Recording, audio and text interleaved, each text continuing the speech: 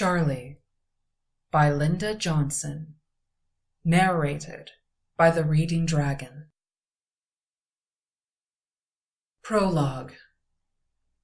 On the first day, Sharlie heard rumbling, a sound so deep it vibrated in her bones. It grew closer and louder until it filled the lair with a deafening roar. She clung to the edge, too terrified to move. Her mother rose from the pool at the center of the cavern and sped across the water, scrambling up the ledge to wrap her long tail around Sharlie. They huddled together until the sound faded, retreating to its source within the depths of the earth. For 3 sunspans, the earth was silent, and Sharlie almost forgot the noise that had frightened her so. Then, as she lay snuggled against her mother's strong body, the ledge began to tremble, and a pebble fell from the cavern wall. The water shook in uneven waves, while the lair shuddered and moaned. Sharlie closed her eyes, not daring to breathe. Her mother's head and tail swept over her, covering her body until the earth was still again. "Are you all right, little one?" Amelia said, shaking the dust from her scales. "What is it?" Sharlie said, her heart pounding. "I am not certain. We will wait in the lair for a time," she said. "You must not leave here until I tell you it is safe." On the 5th day, Sharlie was shaken by a terrifying roar, even louder than the first. The earth quaked for so long. She feared the cavern walls would collapse around her. On the 6th day, Sharlie awakened to see her mother rising from the pool and knew she had been outside, on the lake. Sharlie felt her mother's grief the moment she approached the ledge. "Come, Sharlie," Amelia said. "Where are we going?" "Outside. Do not be afraid." As they emerged at the bottom of the lake, Sharlie froze. The once clear water was infused with particles of gray. No light shone from the surface. She could barely see her mother hovering in front of her. "What is happening?" she whispered. "Follow me," Amelia said. She led Sharlie to the surface. Gray flakes of snow were falling from a strange cloud that covered half the sky.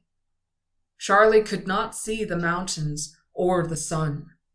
The snow burned her eyes, and the air was unusually warm, too warm for snow.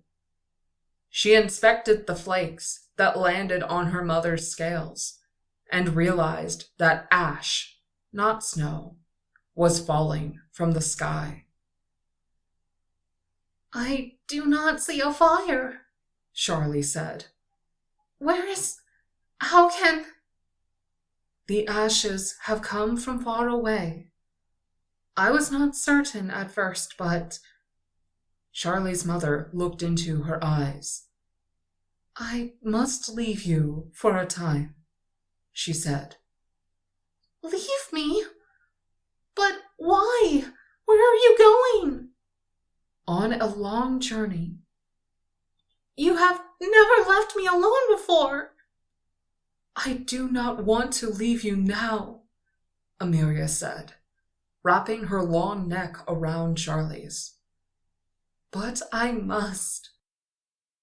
A loud clap of thunder rumbled through the forest, echoing back and forth between the mountains before it finally faded away. Rain began to pour from thunderclouds that swept across the sky.